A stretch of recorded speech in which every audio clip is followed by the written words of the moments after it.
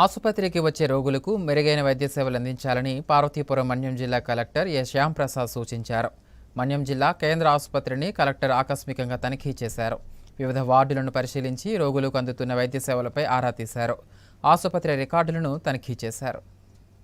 పార్వతీపురం మన్యం జిల్లా ఆసుపత్రిని జిల్లా కలెక్టర్ ఎ శ్యాంప్రసాద్ ఆకస్మికంగా తనిఖీ చేశారు. ఆసుపత్రిలోని చిన్నపిల్లల విభాగం, మెటర్నరీ, labour ward, SNCU, dialysis, OP విభాగాలను నిశితంగా పరిశీలించారు. ప్రసూతి విభాగంలో బాలింతలతో మాట్లాడారు. సమయానికి సక్రమంగా భోజనం అందిస్తున్నది లేనిది, అందుతున్న వైద్యం, పర్యవేక్షణ తదితర అంశాలను ప్రశ్నించి ఆరా తీశారు. 2 పూటలా వైద్యులు పరీక్షిస్తున్నారని కలెక్టర్కు తెలపడంతో సంతృప్తిని వ్యక్తం చేశారు. చిన్నపిల్లల విభాగంలో జ్వరాలతో ఆసుపత్రిలో చేరిన చిన్నారులను పరిశీలించారు. కేషీట్ ను పరిశీలించి మలేరియా జ్వరం ట్రీట్మెంట్, రక్త పరీక్షల వివరాలను వైద్యులను అడిగి తెలుసుకున్నారు. డయాలసిస్ కేంద్రంలోని చికిత్స పొందుతున్న రోగుల వివరాలను రిజిస్టర్లో పక్కాగా నమోదు చేయాలని సూచించారు. ఆసుపత్రి భవనంలో వర్షాలకు చెమ్మ రావడాన్ని గుర్తించి వెంటనే మరమ్మతులు జరిపించాలని ఇంజనీరింగ్ అధికారులను ఆదేశించారు. ఈ సందర్భంగా కలెక్టర్ మాట్లాడుతూ ఆసుపత్రి పారిశుద్ధ్య నిర్వహణ సక్రమంగా జరగాలన్నారు. పడకల మీద బెడ్షీట్లు ఎప్పటికప్పుడు మార్చే విధంగా చర్యలు తీసుకోవాలని స్పష్టం చేశారు. సమయపాలన పాటించి రోగులకు మెరుగైన చికిత్స అందించాలన్నారు.